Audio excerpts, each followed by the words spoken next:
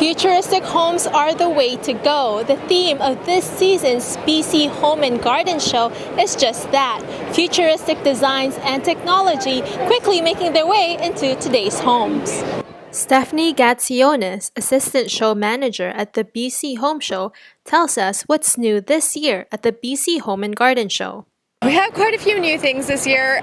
The one that's behind me is our feature home, the yurt. Most people have never even seen a yurt or heard of a yurt before, so we thought it'd be a really interesting way to show some alternative housing options for people. What's the trend in homes moving toward? Efficiency. The trend seems to be going towards smaller, more efficient. Nobody's looking at grand and extravagant. They're looking at more practical, like things that work.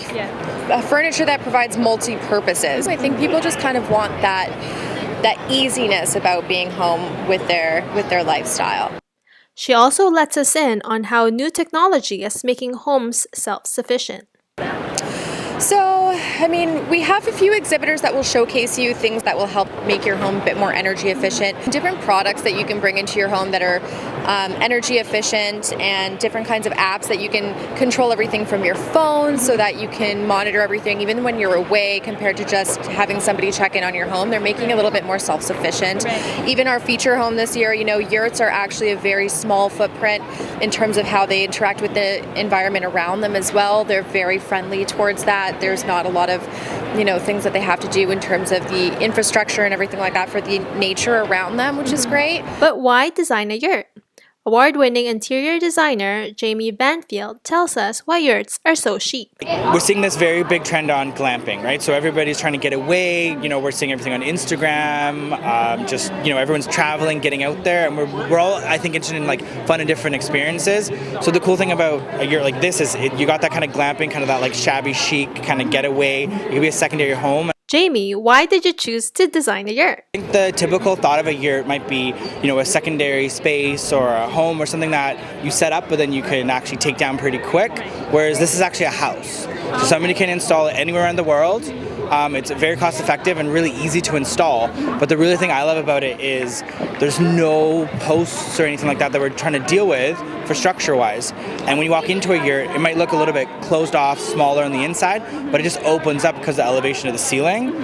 And there's a massive skylight in the center, so it's a lot of bright light. So for us as a design team, it was really fun working on a space that's actually round, because most things we work with and we're taught in school is very square. Apart from futuristic technology and bringing back the yurt, we also chatted with Eliza Sager, a founder of Leda Buds. We do a subscription delivery service here in Vancouver, and we source locally grown flowers, and we have a sustainable model. How did you start in the industry?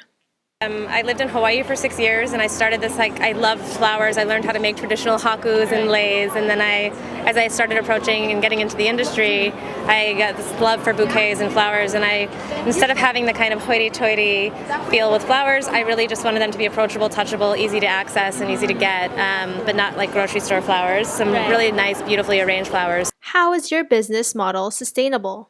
We use no plastics. We have our stem wrap is made with a foam. It's a replacement for foam. It's actually a stem wrap. Our model's driven, not flown. So all of our flowers come in so some of the eucalyptus, for example, is from California, but for the most part we have it's all BC grown and Canada grown. Yeah. So driven, not flown. If most people don't realize that flowers are brought in from all over the world. That's a large carbon footprint, so we're trying to reduce that.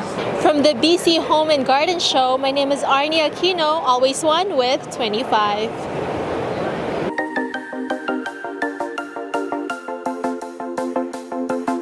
Thank you for watching this video. I hope you guys like it, and make sure to give it a thumbs up, and don't forget to subscribe here at EBC Digital Nest so you don't miss any of our upcoming features.